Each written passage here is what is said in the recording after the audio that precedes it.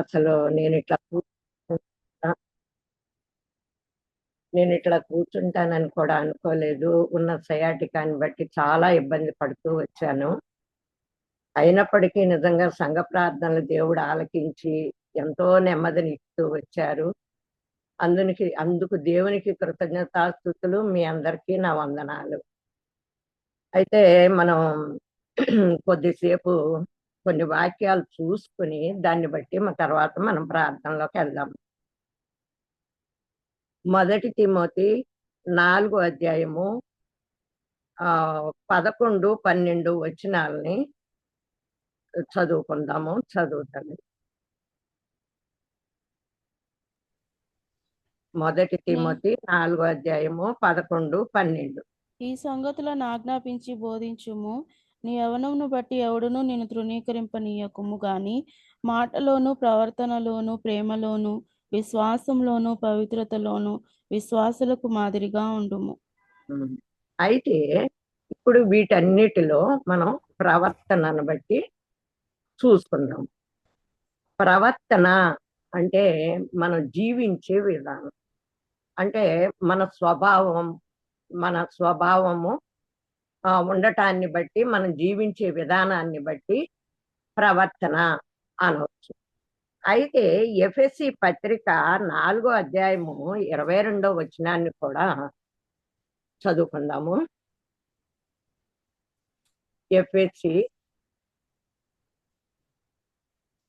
కావున మునుపటి ప్రవర్తన విషయంలోనైతే మోసకరమైన దురాశల వలన చెడిపోవు మీ ప్రాచీన స్వభావమును వదులుకొని 24 వచనం.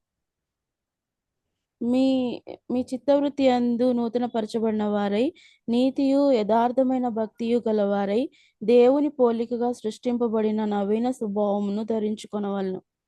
అది దేవుని యొక్క ఆశ ఏంటి అంటే మనము మునుపటి ప్రవర్తనను, అంటే మోసకరమైన దురాశల వలన చెడిపోయేటటువంటి మన ప్రాచీన స్వభావాన్ని వదులుకుని నీతి యథార్థమైనటువంటి భక్తి కలవారమై దేవుని పోలికగా సృజించబడినటువంటి నవీన స్వభావము ధరించుకోవాలని దేవుని ఆశ. అంటే ఈ ప్రవర్తన అనేది స్వభావానికి కూడా స్వభావంకే వర్తిస్తుంది. మనం జీవించే విధానానికి వర్తిస్తుంది. అయితే మరి మనము ఈ యొక్క ప్రవర్తన విషయంలో మనం చూసుకున్నట్టయితే రూతు 3 అధ్యాయము 10 వచనములో కూడా మనం తను ఎటువంటి సాక్ష్యము పొంది ఉన్నది అనేది కూడా మనం చూసుకోవచ్చు. అతడు, నా కుమారి, యెహోవా చేత నీవు దీవెన నొందిన దానవు, కొద్దివారినే గాని గొప్పవారినే గాని యవనస్తులను నీవు వెంబడింపక ఉండుట వలన నీ మునుపటి సత్ప్రవర్తన కంటే వెనుకటి సత్ప్రవర్తన మరీ ఎక్కువైనది. ఇక్కడ కూడా ప్రవర్తనను బట్టే రాయబడి ఉంది. అంటే ఇప్పుడు నయోమికి 2 కోడళ్ళు. ఇప్పుడు ఆ ప్రవర్తన అనేది ఓర్ప ఎటువంటి స్థితిలో అంటే వచ్చింది ఆ కుటుంబంలోనికి, వెంబడించింది కొంతకాలము. వీళ్ళు ప్రయాణం వెళ్ళేటప్పుడు కూడా కొంతకాలం వెంబడించింది. తర్వాత మళ్ళీ తన అడుగులు వెనక్కి వెళ్ళిపోతూ వచ్చాయి. అత్త ఎప్పుడైతే ఆ మాట చెప్పిందో తను వెనక అడుగులు వేసుకుంది, వెనక్కి వెళ్ళిపోతూ వచ్చింది. ఈ యొక్క రూత్ అయితే తన ప్రవర్తన, తన యొక్క స్వభావము అక్కడ కనబరుస్తూ వచ్చింది. అతని తను వెంబడిస్తూ వచ్చింది. ఆ ప్రవర్తనని బట్టి కూడా మనం చూసుకున్నాము. అంటే ఇప్పుడు ఆ యొక్క ప్రవర్తన అనే కాడికి వచ్చినప్పుడు కీర్తన 119 కీర్తన 9 వచనాన్ని ఒకసారి చూసుకుందాం.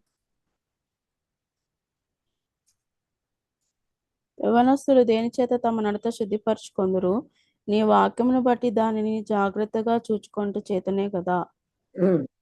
ఇక్కడ యవనస్తులను గురించి తెలియజేసినప్పుడు నడత అనేది అక్కడ వచ్చింది ఒక పదం.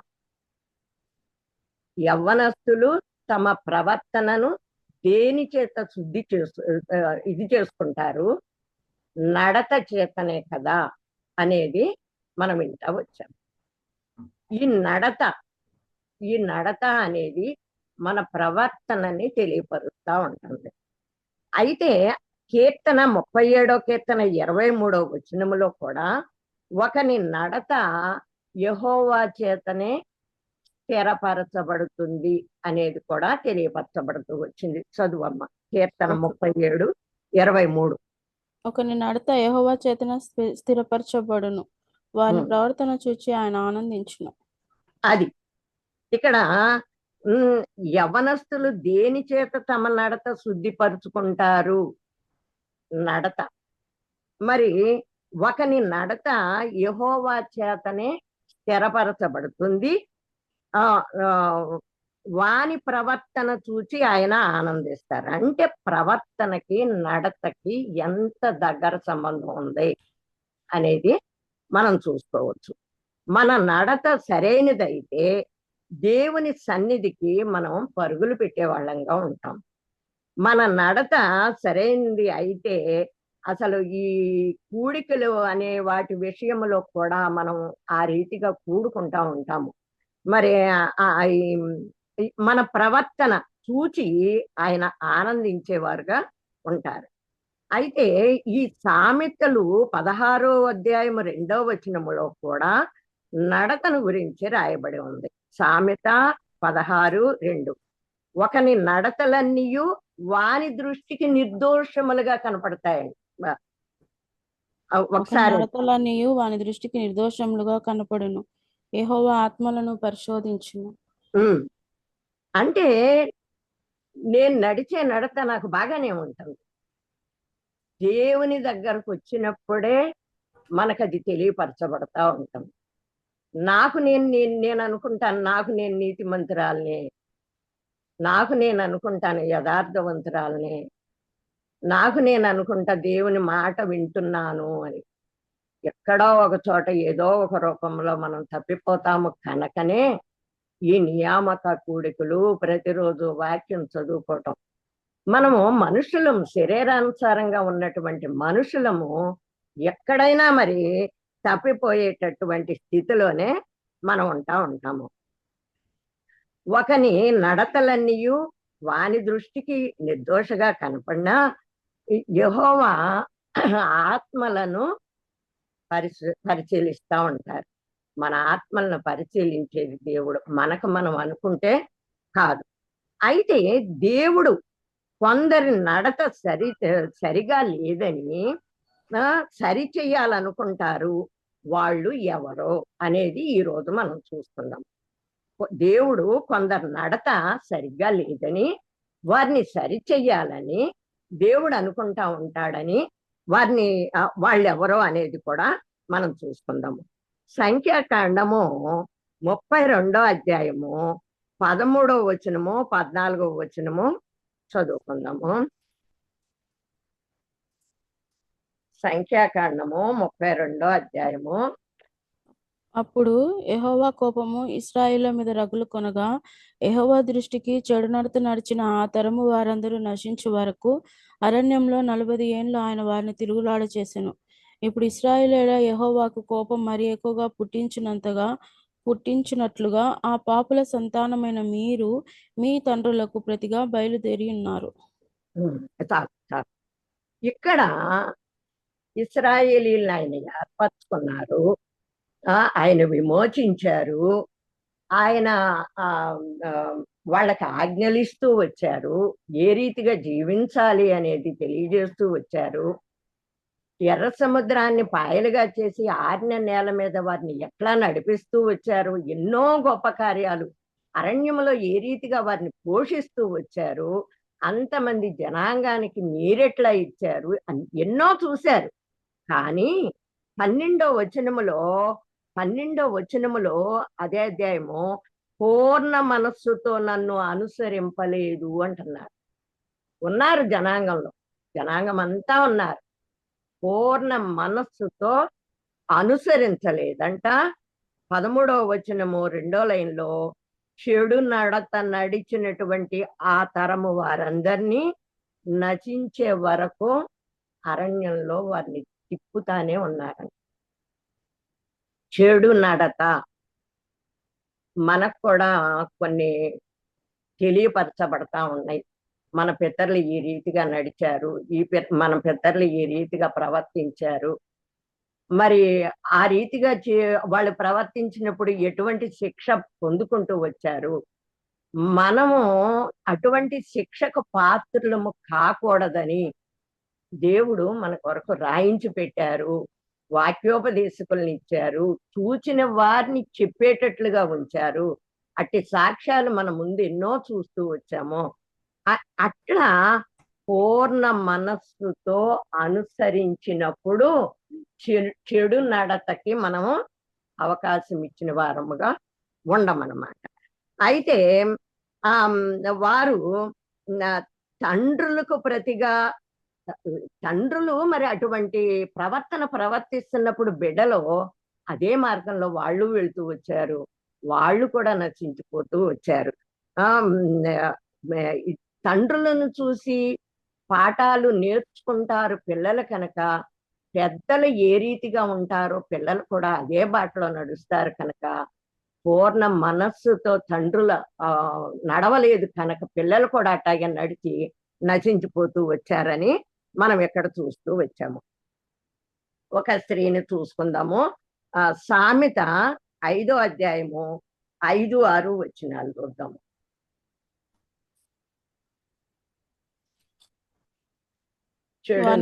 దాని నడతలు మరణంనకు దిగుటకు దారి తీయును, దాని అడుగులు పాతాళంనకు చక్కగా చేరును. అంటే ఇక్కడ జార స్త్రీ గురించి చెప్పబడుతూ వచ్చింది. దాని నడతలో మరణానికి దిగుటానికి దారి తీస్తాయి, దాని అడుగులు పాతాళమునకు చేరతాయి. ఇక్కడ కూడా మనం నడతను గురించి మనం వింటూ వచ్చాము. అయితే దాని నడత మరణానికి దారి తీస్తుంది అని అంటే ఇశ్రాయేలీలకి తెలీదా?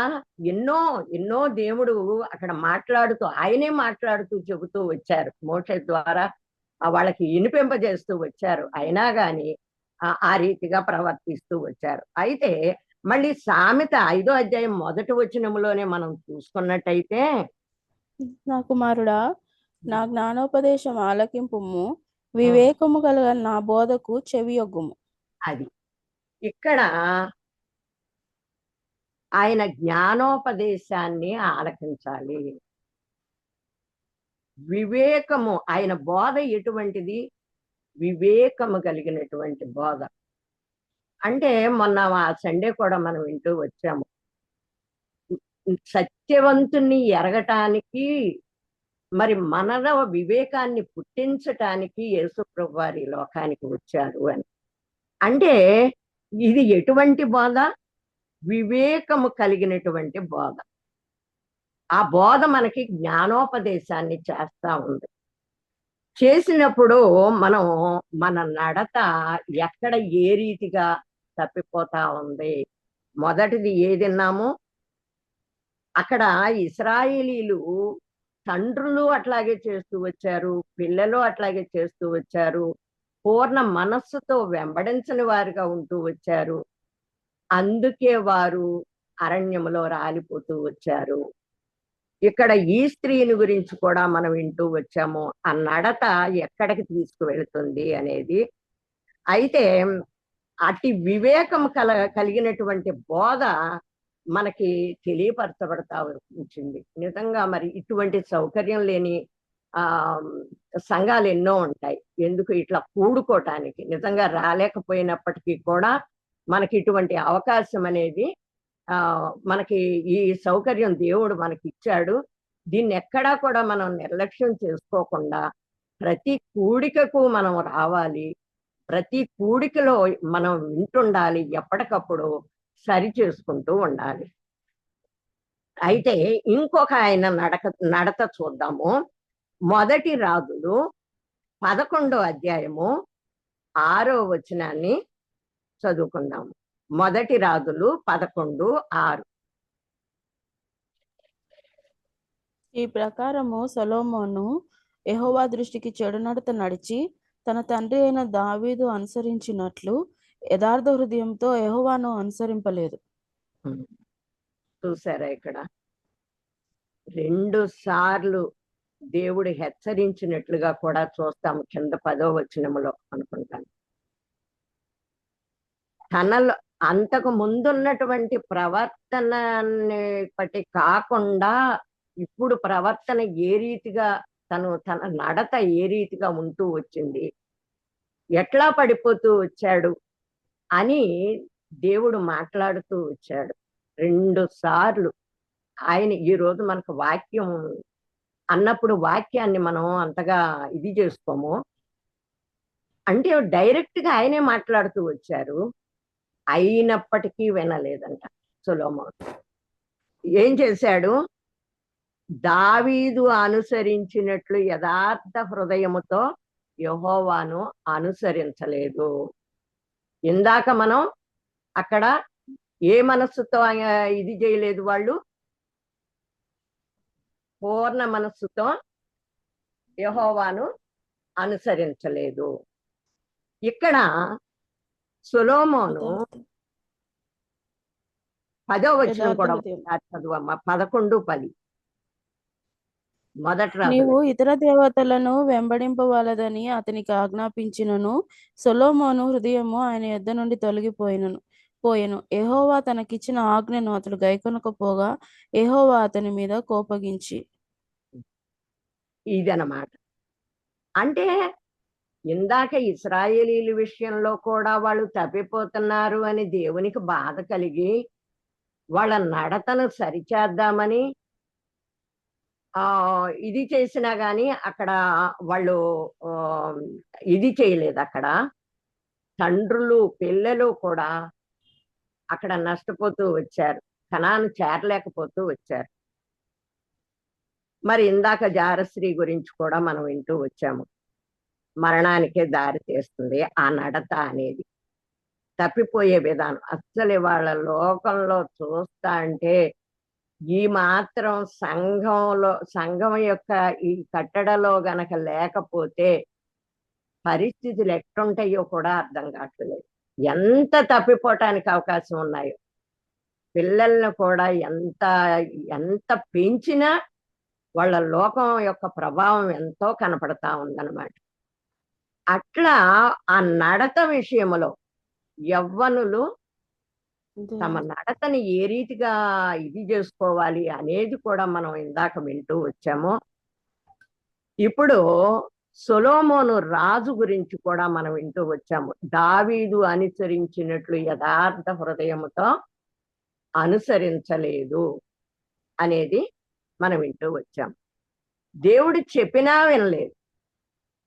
11 మొదట్లో కూడా అంటే అంతకుముందు దేవుడు చెప్పాడు అన్య స్త్రీలను వివాహం చేసుకోవద్దు అంటే వాళ్ళనే తను చేసుకుంటూ వచ్చి రాజ్యము 2గా చీలిపోవటానికి కారకుడవుతూ వచ్చాడు. ఆ యథార్థ హృదయము లేకుండా రాజ్యము 1గా ఉండాలని దేవుడు అనుకుంటే అట్లా చేరటానికి ఇదిగా ఉంటూ వచ్చాడు. దేవుడు నోటితో చెప్పినా మాట్లాడినా 2 సార్లు హెచ్చరించినా కూడా వినని వాడిగా ఉంటూ వచ్చాడు. మళ్ళీ ఇంకొక వ్యక్తిని మనం చూద్దాము. సంఖ్యాకాండము 22వ అధ్యాయము 32వ వచనం. యెహోవా దూత, ఈ ముమ్మారు నీ గాడిదను నీవేళ కొట్టితివి, ఇదిగో నా ఎదుట నీ నడత విపరీతమైనది గనుక నేను నీకు విరోధినై బయలుదేరి వచ్చితిని. ఇక్కడ చూసారా, బిలాము అతని నడత ఎట్లా ఉందో కూడా మనకి ఇక్కడ తెలియపరుస్తూ వచ్చారు. దేవుడే తనతో కూడా మాట్లాడుతూ వచ్చాడు. ఇక్కడ కూడా సొలొమోనుతో మాట్లాడినట్టే మాట్లాడుతూ వచ్చాడు. వాళ్ళ జోలికి నువ్వు వెళ్ళొద్దు, వాళ్ళని శపించటానికి నువ్వు వెళ్ళొద్దు అన్నప్పుడు ఆ ధనాపేక్షకి లోనైపోయి వెళ్ళటానికే పడిన వాడుగా ఉంటూ వచ్చాడు. అయినప్పుడు మరి తన ప్రయాణంలో దూత కనపడినప్పుడు, గాడిద ఆగిపోయిన పరిస్థితి వచ్చినప్పుడు గాడిదని కుట్టినవాడుగా ఉంటూ వచ్చాడు. గాడిద నోటితో మాట్లాడినట్లుగా మనం వింటూ వచ్చాము. అయితే 3 సార్లు నీ నీ గాడిదను నీవేల కొట్టితివి. ఇదిగో నా ఎదుట నీ నడత విపరీతమైనది కనుక నేను నీకు విరోధినై ఉన్నాను. అంటే మన నడత దేవుడు చెప్పినప్పుడు గనక వినని వారంగా గనక మనం ఉన్నట్లయితే మరి మనకి దేవుడే విరోధంగా ఉంటాడు. ఎవరైనా ఒక మనిషి మనకు విరోధంగా ఉంటేనే మనకు మనశ్శాంతి ఉండదు. వాళ్ళతో సమాధానం అంటే అంటే ఇప్పుడు దేవునిలోకి వచ్చాం కనుక తప్పక సమాధాన పడాలి అనేది ఉంటుంది. అసలు మనశ్శాంతి ఉండదు. ఎవరైనా మనకి శత్రువులు ఉన్నారు అంటే. అంటే మనకు విరోధి ఉన్నారు అంటేనే ఒక మనిషి మనకు విరోధం అయితేనే మనం తట్టుకోలేము. అసలు దేవుడే విరోధం అయితే అసలు తట్టుకునే పరిస్థితులు ఉంటాయా? అయితే అక్కడ నీ నడత విపరీతమైనది కనుక నేను నీకు విరోధినై బయలుదేరి వచ్చి తిని అంటాడు. తనకున్నటువంటి ఆ అపేక్ష ఏదైతే ఉందో తనకి తను మరి దేన్నైతే ఆశించి వెళ్ళాలి అని తన ధ్యాసంతా అట్లా ఉండిపోయింది. ఆశ చూపిస్తున్నాడు అక్కడ ఆ రాజు. దాని మీదే ఉండిపోయింది గాని దేవుడు ఒక్కసారి మాట చెప్పాడు నేను చెయ్యకూడదు అనేది అసలు రాలేదు. తర్వాత ఆ అవకాశం మళ్ళా ఆ దూత చెప్పటం వెళ్ళటం జరిగింది. మనం యోధా పత్రికలో కూడా 11వ వచనంలో మనం చూస్తాము. బహుమానము పొందాలని తను తొట్టిల్లిన వాళ్ళగా అంటే అట్లా దానికి పాల్పడుతూ వచ్చినట్లుగా కూడా మనం చూస్తాము. మరి తొట్టిల్లిపోయినట్టుగా కూడా చూస్తాము.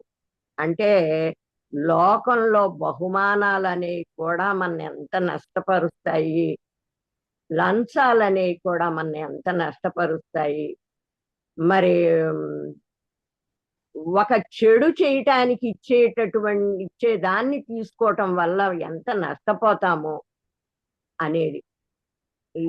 లేని మాట లేదు, రాయించని మాట లేదు. దేన్ని మనం చూసుకున్నా మనం గ్రంథం చదవాలి గాని దాని ప్రకారంగా గనక మనం జీవించినట్టయితే మరి ఆ నడత విషయంలో మనం ఎటువంటి జాగ్రత్త కలిగి ఉంటాము, భయభక్తులు కలిగి ఉంటాము. మొన్న విన్నట్టుగా మరి భయభక్తులు కలిగి మరి అబ్రహాము వెనుకడుగు వేసిన వాడుగా లేడు అనేది కూడా మనం వింటూ వచ్చాము. అటు విశ్వాసము, నిరీక్షణ, ఆ ప్రేమ దాని విషయంలో తను ఏ రీతిగా ముందుకు మరి ఆ దేవుని మాట ఇప్పుడు ఇక్కడ కూడా ఇద్దరు వ్యక్తులతో దేవుడు మాట్లాడాడు. మాట్లాడిన మరి వీళ్ళు ఎట్లా ఉన్నారు, ఈ పరిస్థితులు ఎట్లా ఉన్నాయి, మరి అబ్రహాము మరి తన కుమారుణ్ణి ఇమ్మన్నప్పుడు ఒక్క మాటతో ఎవ్వరికి తెలియకుండా తను మరి సనగలేదు, బాధపడలేదు. నిజంగా ఏ ఒక్కరూ అట్లాంటి పని చేయలేము కూడాను. అయినా సరే అంతటి విశ్వాసం ఇప్పుడు ఏదన్నా చిన్నపాటి ఏదన్నా అనారోగ్యం వచ్చిందంటే మరి చిన్నగా కుంగిపోతాం. దేవుడు కార్యం చేస్తాడని తెలుసు అయినప్పటికీ కూడా మరి సంఘమే మన బలమని తెలిసి కూడా అయినప్పటికీ కూడా మనం కొంచెం ఆ విషయంలో మరి ఇదవుతాం, బాధపడతాం. అయినా అబ్రహాము మరి ఆ రీతిగా ఒక్కసారి దేవుడు మాట అన్నాడు, ఆ పని చేయటానికి ముందుకెళ్ళిపోయిన వాడుగా ఉంటూ వచ్చాడు.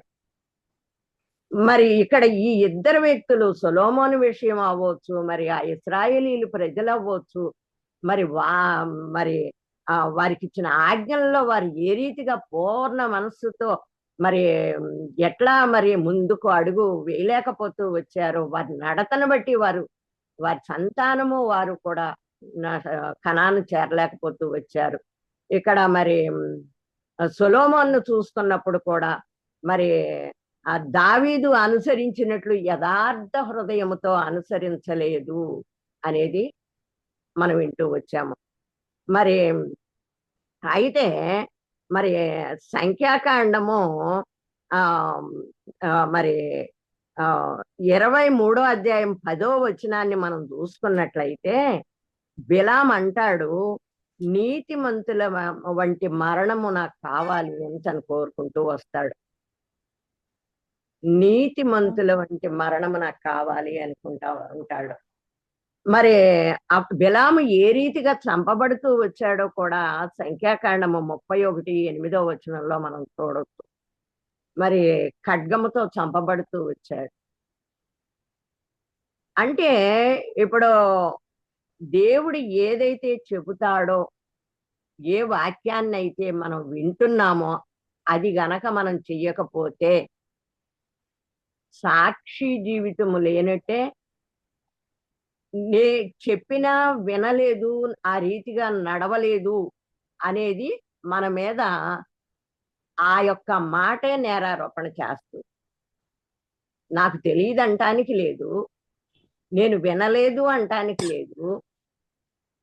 గ్రంథంలో ఎప్పుడోసారి ఏదో ఒక రూపంలో దేవుడు మనతో మాట్లాడుతూ వస్తాడు. ఆ రీతిగా మనతో దేవుడు మాట్లాడినప్పుడు ఆ నడత మనకు ఏ రీతిగా ఎక్కడ యథార్థ హృదయం, ఇందాక ఎఫెసీ పత్రికలో మనం చదువుకుంటా వచ్చాము. 24వ వచనములో నీతియు యథార్థమైనటువంటి భక్తియు కలవారై దేవుని పోలికగా సృజించబడినటువంటి నవీన స్వభావములోనికి మనం రావాలని, మోసకరమైనటువంటి మరి దురాశల వలన ఎన్నో ఆశలు ఉన్నాయి లోకంలో, వాటిల్లో ఏటిల్లో మనం పడిపోకూడదని, ఆ చెడిపోయినటువంటి ప్రాచీన స్వభావంలో మనం పడిపోకూడదని ఈనాటికి ఏ నాటికి కూడా ప్రతి ఒక్కరికి హెచ్చరికలు దేవుడు ఇస్తానే ఉన్నాడు. కనుక మరి ఆ ఇశ్రాయేలీలు ప్రజలు నష్టపోయినట్లుగా కానీ, సొలొమోను నష్టపోయినట్లుగా కానీ వాళ్ళని సరిచేద్దామనే దేవుడు వారితో మాట్లాడుతూ వచ్చాడు. ఏమని కొందరు వారి నడత సరిగా లేదని సరిచెయ్యాలని వారితో మాట్లాడుతూ వచ్చారు. కానీ వినలేదు, నష్టపోతూ వచ్చారు. అట్లా ఆ నడతను బట్టి వారికి నేను విరోధినవుతాను అని కూడా దేవుడు అంటూ వచ్చాడు. దేవుడు విరోధంగా మనకు ఉన్నట్లయితే మనం ఏదీ పొందుకోలేము. కనుక ఈ నడత విషయములో మరి మన నడత సరైనదిగా ఉన్నప్పుడు మరి మన నడతలన్నీ దేవుని దృష్టికి నిర్దోషులుగా కనబడేటట్లుగా మరి మనం ఎప్పటికప్పుడు సరి చేసుకునే వారముగా ఉండాలి. మరి వివేకము కలిగినటువంటి బోధలు మనకు వినిపింపజేస్తూ ఉన్నారు కనుక ఎప్పటికప్పుడు మనం సరి చేసుకుంటూ జీవించాలి.